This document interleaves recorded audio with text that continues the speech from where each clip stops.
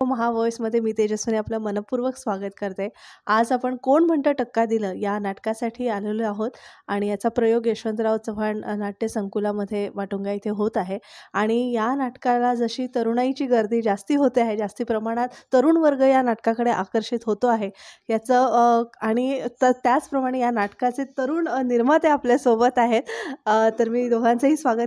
तर या नाटकाचे सहनिर्माते आपल्यासोबत आहेत वैभव पाटील आणि अमोल परब सर. दोघांचंही स्वागत महा व्हॉइसमध्ये. आणि छान वाटतंय. एक नाटक तर जुनं आहे, पण नव्या कलाकारांच्या माध्यमातून आपल्या सगळ्यांच्या समोर होतं आहे. पण एक तरुण निर्माते या नाटकाला लाभलेले आहेत. तर एक निर्माता क्षेत्रात तुम्ही उडी घेताय, तर तो अनुभव तुमचा कसा आहे? या नाटकाला तुम्ही निर्माता व्हायचं का ठरवलं, हा प्रश्न आहे. तर ह्या नाटकाचं जेव्हा ही संहिता आम्ही वाचली आणि त्याचं बॅकग्राऊंड कळलं होतं की हे नाटक 90च्या काळात खूप गाजलं होतं वगैरे, आणि त्यावेळेला मंडल आयोग आणि आरक्षणाचा मुद्दा वगैरे होता. आणि आत्ताही आम्हाला असं वाटलं की हे तेवढंच रिलेव्हंट आहे नाटक. खरं तर आत्तापर्यंत ह्या नाटकाची पुन्हा गरज लागू नये असं लेखक संजय पवारांचं मत तुम्ही कदाचित हास्य जत्रेवरती ऐकली असेल त्यांची कमेंट. त्यांना असं उलट वाईट वाटतंय की हे नाटक पुन्हा आणावं लागतंय 21व्या शतकात, पण जे त्यांना नको होतं. पण आत्ता जर का बघितलं तर आरक्षण हा मुद्दा तरुण वर्गाला इम्पॅक्ट पण होतोय आणि दोन्ही बाजूला, म्हणजे ज्यांना सवलती मिळाल्या त्यांनाही कुठेतरी एक गिल्टी फिलिंग आहे, ज्यांना नाही मिळालं त्यांनाही कुठेतरी वाटतंय की अरे आपणच का असं. आणि दुसरी गोष्ट आणि मग ते कुठेतरी तरुणांना जे इम्पॅक्ट होतंय तो विषय ओपनली, म्हणजे माझा एक कझिन जेव्हा तो कॉलेजमध्ये होता तो कळते, म्हणजे मित्र आहोत पण कुठेतरी ते तेवढी घट्ट मैत्री होत नाही कुठेतरी, बरोबर. ते एक होतं. नंतर एक करोनामध्ये आत्ता आपण बघितलं की खरं किती माणुसकीला महत्त्व आहे, आणि या नाटकाचा संदेश तोच आहे की शेवटी मानवता महत्त्वाची. आणि मग ते मानवतेच्या दृष्टिकोनातनं जर का बघायला गेलं तर करोना संपल्यावरती पुन्हा सगळे विसरलेच. त्यामुळे तो जी विषमता आहे ती खरं म्हणजे निसर्गाने किंवा देवानेच हे केलं होतं की ही आता जायला हवी विषमता, पण ती नाही गेली. त्यामुळे मला वाटलं की हे यायला पाहिजे आणि तरुणांनी जास्तीत जास्त बघितलं पाहिजे. आणि हे नवीन संचात येत होतं आणि त्याच्यामध्ये थोडंसं रॅप संकल्पना पण आहे, म्हणून असं तरुणांना आकर्षित करण्यासाठी ते रॅप सॉन्ग पण टाकलेलं आहे. तर त्यामुळे प्रतिसाद पण चांगलाच मिळतोय. धन्यवाद. मस्त म्हणाला समोर.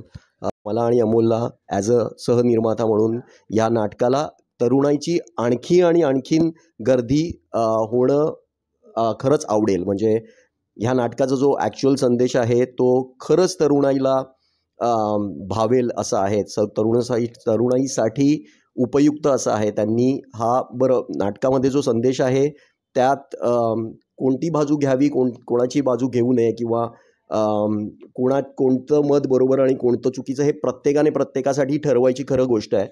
पण आम्हाला हे नाटक लोकांपर्यंत जास्तीत जास्त पोहोचवून त्यांनी तो निर्णय घेणं अपेक्षित आहे. त्यामुळे येस, आम्हाला खरंच खूप आवडत आहे की लोक येत आहेत आणि हे नाटक बघतात आणि त्यांना आवडत आहे.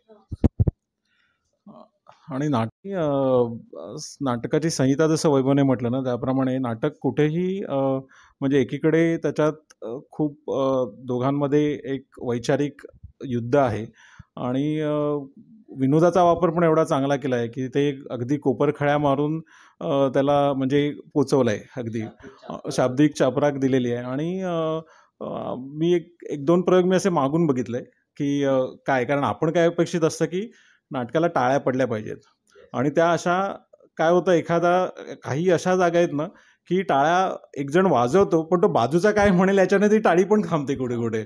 आणि एका ठिकाणी तर आमच्या डोंबिवलीच्या प्रयोगाला एक प्रेक्षक उभा राहून म्हणायला लागला की अरे तुम्ही नाटकाचं तुम्ही ॲक्च्युली तुम्ही कलाकार सगळे हे आहात, एकदम ग्रेट आहात, आणि कुटुंबाचं नाव तुम्ही आडनाव तुम्ही असं ठेवलं आहे जे सहिष्णू आहेत जास्त. आणि मग ते थोडा वेळ आम्ही तोच विचार केला की हे नाटक एवढं पोचते लोकांपर्यंत की त्या रिॲक्शन पण ॲग्रेसिव्ह पण रिॲक्शन येत आहेत आणि हे पण रिॲक्शन येतात, आणि तेच खरं नाटकाचं यश आहे कलाकारांचं. आणि ऑफकोर्स संहिता तर ग्रेटच आहे. आणि खरंच नाटकाचं यश याच्यातच आहे की आपल्याकडे OTT प्लॅटफॉर्म आणि सगळं होम थिएटर असताना देखील आजही तरुण पिढी आणि 40 नंतरचे ज्येष्ठ नागरिक म्हणू आपण, ते सुद्धा नाट्यगृहांकडे वळत आहेत. जाता जाता आपण प्रेक्षकांना पुन्हा एकदा आवाहन करूया की या नाटकाला जास्तीत जास्त प्रमाणात नाट्यगृहात येऊन सर्वांनी नाटक पाहावं. तर आमचं आता हे सोशल मीडियाचं युग असल्यामुळे सगळ्या तरुण वर्गाला आव्हान आहे की तुम्ही बघा आणि फेसबुक आणि आमचं इन्स्टा पेज आहे त्याच्यावरती कमेंट करा. आणि ॲज अ तरुण निर्माते म्हणून आमचा पण आता हाच प्रयत्न राहील की अजून वर्ग कसा इथे येईल. जे प्रमोशन आहे, जे डिजिटल मीडिया आहे, आणि आम्ही दोघेही आय टी क्षेत्रामध्ये असल्यामुळे थोडंसं वेगवेगळा विचार चालू आहे की आता आपल्याला अजून म्हणजे आता हा प्रश्न, कारण आता कसं लोकांकडे वेळ नाही आहे की मी बाबा, बऱ्याचदा आम्ही बघतो की आदल्या दिवसापर्यंत लोक विचार करत नाही, कारण लोकांना असं प्लॅनिंगच नाही आहे आता किंवा मी 8 दिवस आधीच मी ठरवलं आहे की मी नाटक बघणार. हे आदल्या दिवशी ठरतं आणि मग त्यांना ते क्विक हवं असतं की हां मला तिकीट हवं आहे उद्याचं, किंवा एकदम 2 तास आधी पण फोन येतात, अरे आम्हाला तिकीट हवं आहे. तर ते आता बघू, आता पण हे पण सगळं सिस्टीम आपण थोडीशी नवीन चेंज केली पाहिजे. धन्यवाद.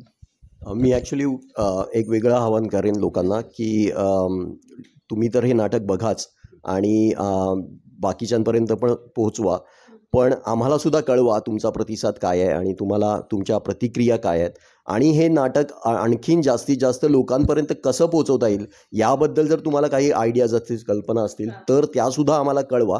आम्ही त्याच्यावर नक्कीच काम करू.